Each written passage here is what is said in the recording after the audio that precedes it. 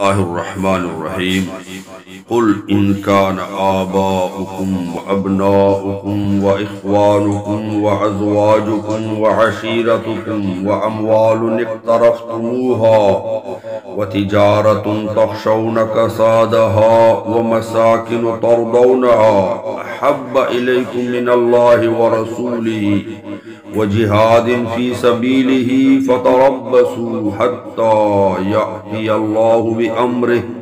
واللہ لا یہدی القوم الفاسقین۔ پارہ 10 سورۃ التوبہ آیت نمبر 24۔ ترجمہ کنز الایمان۔ تم فرماؤ اگر تمہارے باپ اور تمہارے بیٹے اور تمہارے بھائی اور تمہاری عورتیں اور تمہارا کنبہ اور تمہاری کمائی کے مال اور وہ سودا جس کے نقصان کا تمہیں ڈر ہے اور تمہارے پسند کے مکان، یہ چیزیں اللہ اور اس کے رسول اور اس کی راہ میں لڑنے سے زیادہ پیاری ہوں تو راستہ دیکھو یہاں تک کہ اللہ اپنا حکم لائے اور فاسقوں کو راہ نہیں دیتا۔ محترم ناظرین، انسان کے اندر والدین، اولاد، بھائی، بیوی، خاندان اور مال، تجارت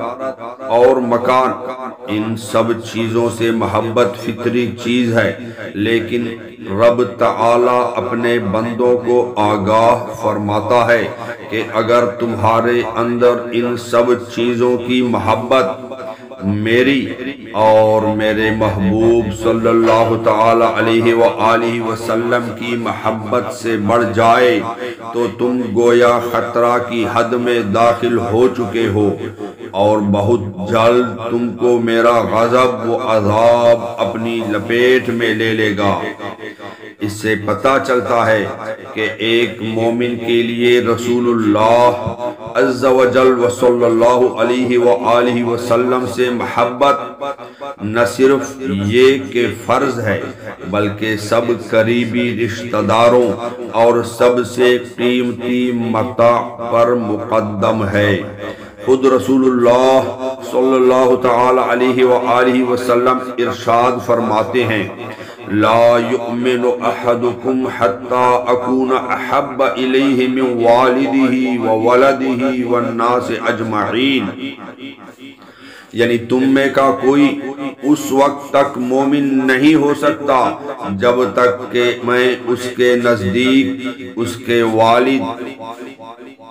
اولاد اور تمام لوگوں سے محبوب نہ ہو جاؤں۔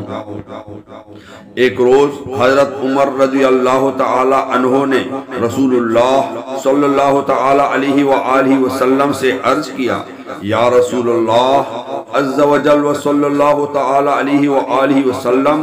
آپ میری جان کے علاوہ ہر چیز سے زیادہ محبوب ہیں۔ تو نبی پاک صلی اللہ تعالی علیہ وآلہ وسلم نے ارشاد فرمایا اس کی قسم جس کے قبضہ قدرت میں میری جان ہے، تم میں کوئی مومن نہیں ہو سکتا جب تک میں اس کے نزدیک اس کی جان سے زیادہ محبوب نہ ہو جاؤں۔ یہ سن کر حضرت عمر فاروق رضی اللہ تعالی عنہ نے عرض کیا اس ذات کی قسم جس نے آپ پر کتاب نازل فرمائی، آپ میری جان سے بھی زیادہ محبوب ہیں۔ اس پر سرکار دو عالم صلی اللہ تعالی علیہ وآلہ وسلم نے ارشاد فرمایا ہاں اب اے عمر۔ جنگ احد میں ایک صحابیہ رضی اللہ تعالی عنہا کے باپ، بھائی اور شوہر پروانہ وار لڑتے لڑتے شہید ہو گئے۔ انہیں جب یہ معلوم ہوا کہ اس کا کچھ غم نہ کیا تو اس کا کچھ غم نہ کیا، بس یہ پوچھا رسول اللہ صلی اللہ تعالی علیہ وآلہ وسلم کیسے ہیں؟ جب ان کو بتایا گیا کہ سرکار دو عالم صلی اللہ تعالی علیہ وآلہ وسلم بخیر و سلامت ہیں تو بولی کہ مجھے سرکار دو عالم صلی اللہ تعالی علیہ وآلہ وسلم دکھا دو۔ آپ کو دیکھ کر ایک روایت میں ہے کہ بے تابانہ آپ صلی اللہ تعالی علیہ وآلہ وسلم کا کپڑا پکڑ کر کہنے لگی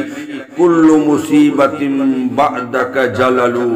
یعنی آپ صلی اللہ تعالی علیہ وآلہ وسلم کے ہوتے ہوئے ہر مصیبت ہیچ ہے۔ صلو علی الحبیب صلی اللہ تعالی علی محمد صلی اللہ علیہ وآلہ وسلم، صلاۃ و سلاما علیک یا رسول اللہ۔